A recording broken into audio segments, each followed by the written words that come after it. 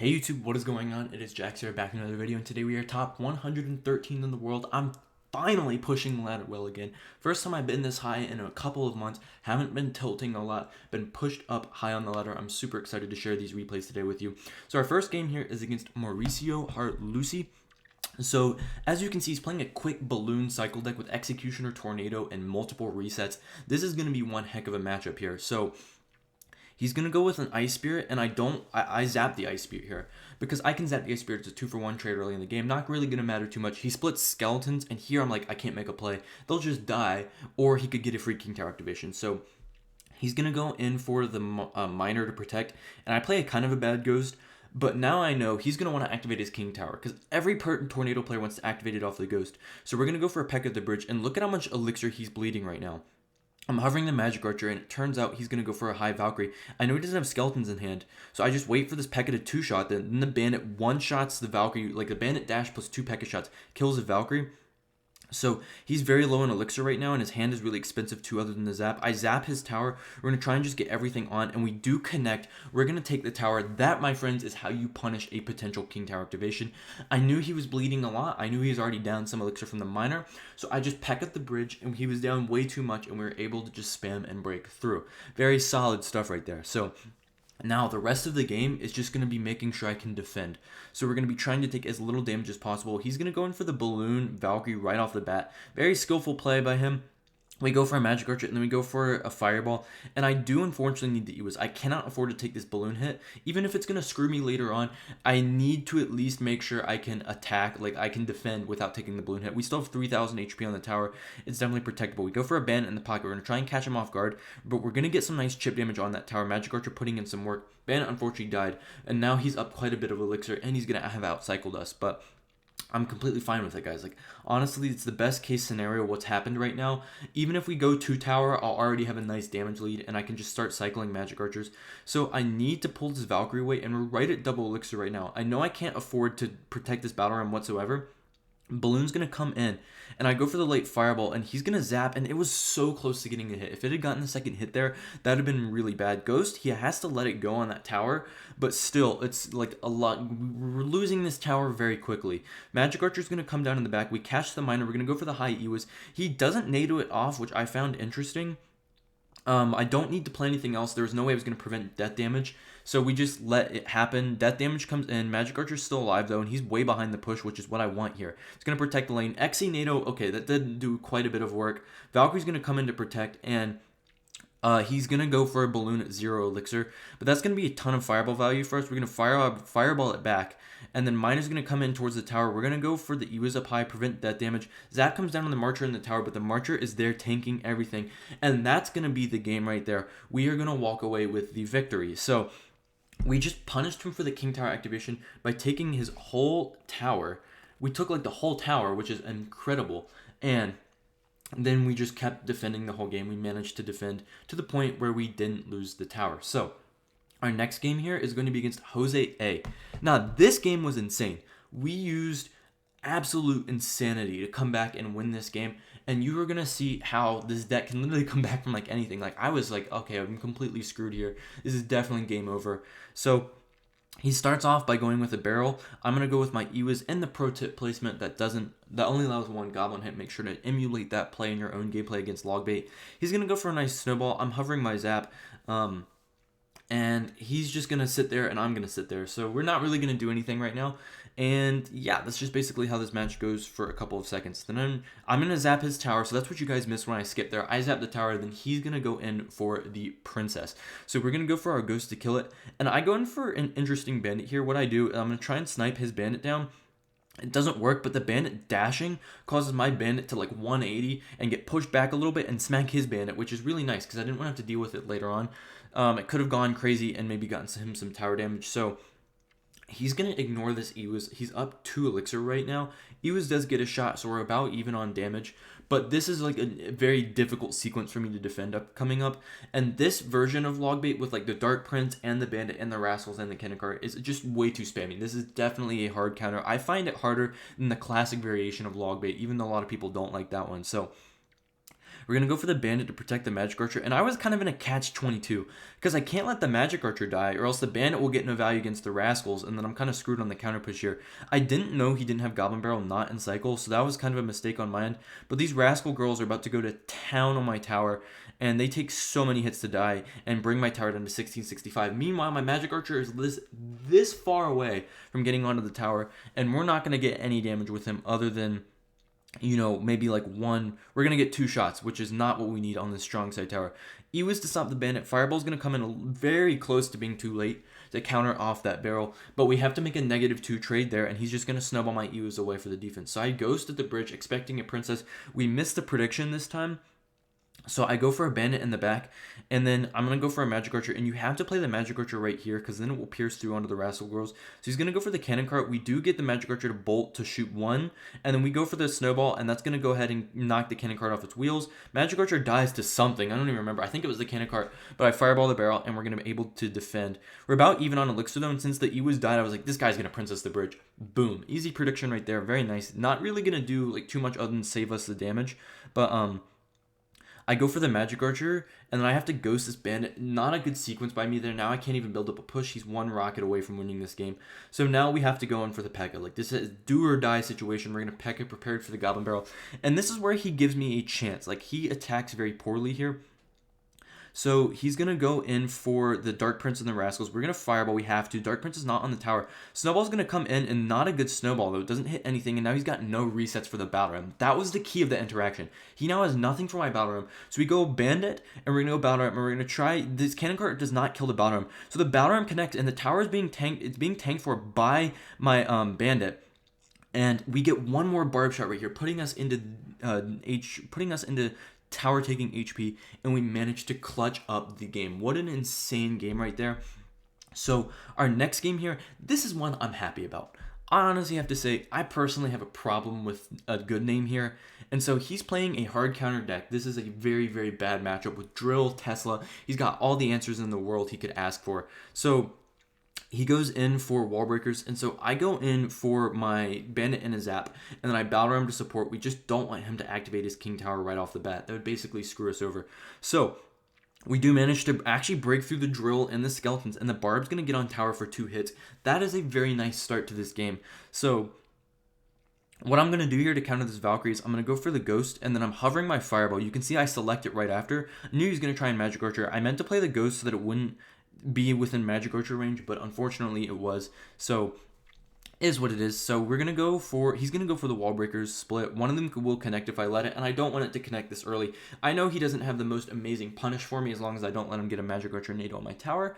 So we're willing to spend a Magic Archer to kill that wall breaker, especially because we can bait out the Tesla, kill half of that, and that basically means it's useless because I'm not gonna attack into a Tesla. I still need to regen elixir and find a better time to attack, honestly. So I cycle my bandit in the left lane. We're just going to apply a little bit of passive pressure. And I honestly thought he was going to drill to the left, but he drills to the right. So I go for the bandit battle ram. We're going to cycle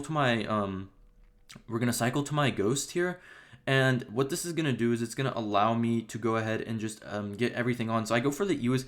He doesn't king activate here. I go for the Ewas. We're going to try and at least punish him a little bit for a king tower activation. Valkyrie's going to do a good job on the Ghost, but the Ghost is going to remain alive, and that is a 2-hit Ghost. So that's going to be 700 damage almost for us because of that Rail Ghost. That is what you like to see right there. We were able to defend the Wallbreakers too. We're looking pretty good going in double elixir. However, we don't have a great cycle to defend right now. So he's going to go for the drill. I go for the Magic Archer. And what that Magic Archer is going to do is it's going to align through any goblins that he's going to play. So he's not going to go in with the Magic Archer yet, but he is up a bit of elixir.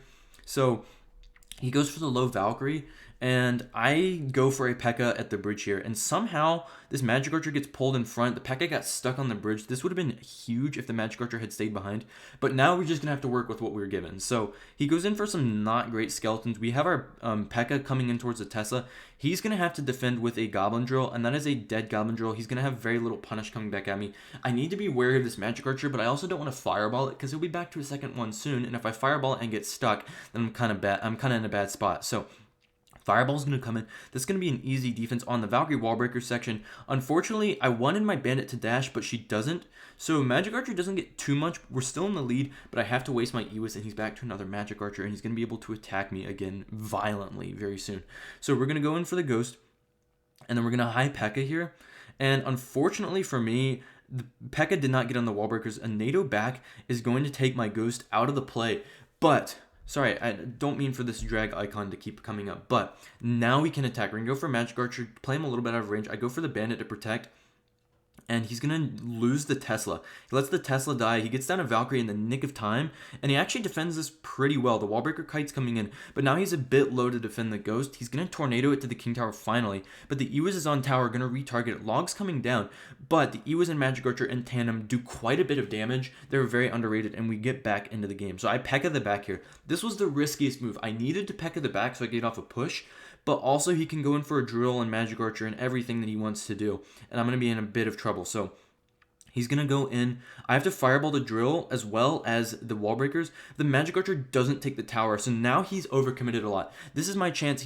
I have a huge counter push. Magic Archer is going to come on, and we lock on the Valkyrie. We're going to basically immediately eviscerate that Valkyrie, and we're going to kill the Tesla. Tesla's pulled all the way to the other side. Wallbreaker's is the only thing he's got in cycle. No Valkyrie, and that's going to be a good game. We hit him with the thanks. We hit him with the King Laughs. I'm not a fan of this guy. I won't say why, but I just, personally, not my type of guy. Plus 44. That's what you like to see. So, we're actually going to go over this Golem e-barbs game. Only 11 minutes into the video. Want to keep going. So, we're up against GS Heart something from the CHN clan. If you guys don't know what CHN, it's one of the most popular top clans. Jason Yang is the leader. He's a sponsor. So, Barbell coming in.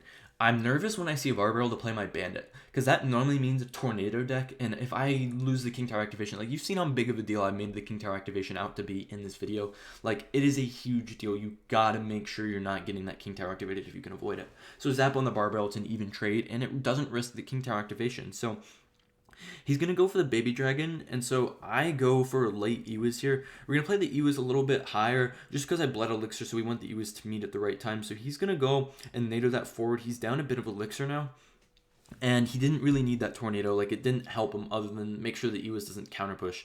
So we take one Baby Dragon shot. He's going to go for the Golden Knight, and normally I would protect a Magic Archer like this. If he went like Night Witch or Mini Pack or something, I'd put something in front, but Golden Knight is difficult to stop because of its dash ability. It dashes through everything. Plus, if I put a Barbarian Barrel on top of, if he puts a Barbarian Barrel on top of the Golden Knight dash, I'm kind of dead. That's going to end up being the entire Magic Archer dead. So Magic Archer does stay alive thanks to the Golden Knight retargeting it, but unfortunately for me, we lose the Magic Archer to the Barbarian Barrel. So I go for the Ewiz on the Mega Minion, and then I know he's going to want to E-barbs this as well. But at this point, I knew he had E-barbs, so we just go in for the Fireball. That's going to be a lot of Fireball value. So we're down like 1.5 Elixir here, but we kill the E-barbs, which is one of the biggest punishes he has to me, and we have P.E.K.K.A versus Golem, so we're going to be okay being 1 or 2 Elixir at a 1 or 2 Elixir deficit. Not the end of the world here.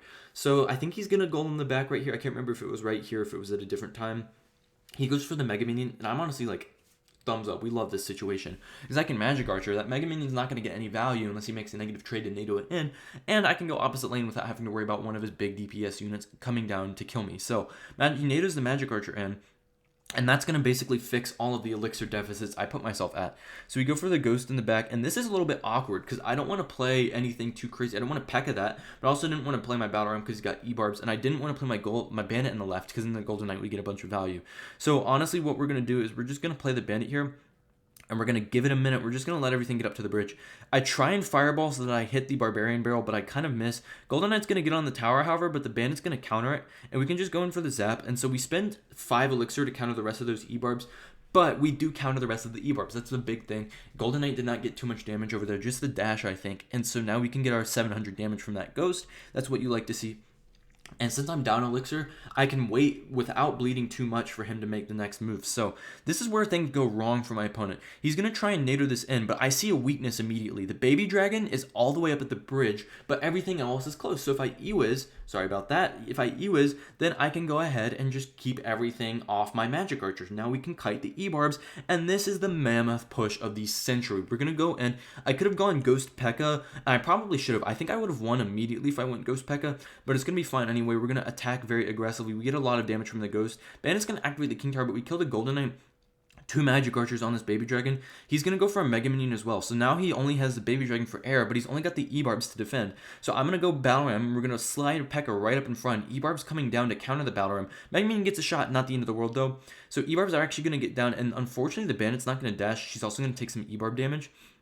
But the tower's on the PEKKA here, not the bandit. So PEKKA plus the bandit are going to end up two-shotting that golden knight. So I zap the tower, thinking that my PEKKA is going to get a shot. It doesn't. And then I'm hesitant here to magic archer, but I do eventually go for it. So now his tower's at 510. That might not have been the best magic archer. We're a little bit overcommitted. I knew he was going to lightning, so I was prepared. My fireball's ready to go pretty much instantly. A little bit late, but pretty close to when we need it to. So I go in, and we're just going to go in for the ghost now in the opposite lane of the golden knight. We bleed a little bit because I just don't want to play into him too early. So he can't golem though because his towers are so low. If I punish him, he's going to be really screwed.